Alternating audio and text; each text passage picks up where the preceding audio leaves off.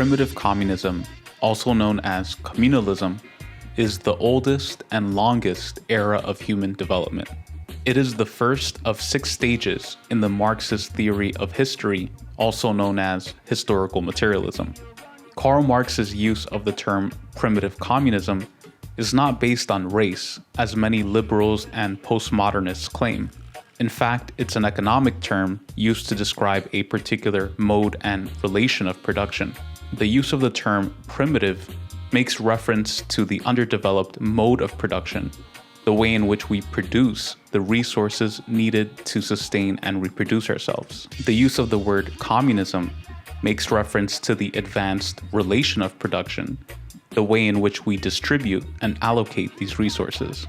Although the way in which we produced resources was primitive, because we didn't yet have advanced tools and machinery, the way in which we distributed resources was advanced, because everything was commonly owned and based on egalitarian social relations.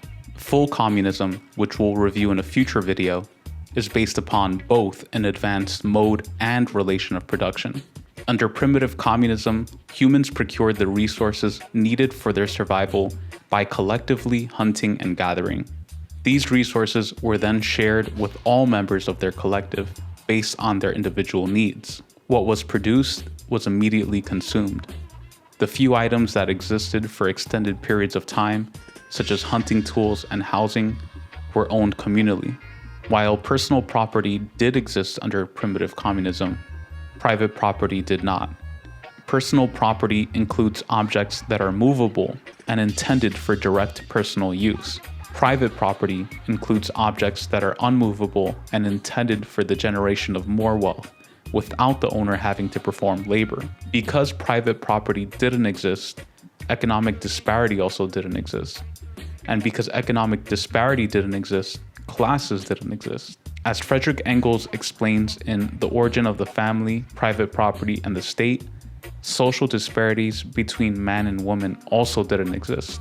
However, with the rise of the Neolithic Revolution, during which farming and animal herding came about, social classes began to form, and primitive communism came to an end, eventually leading to slave society.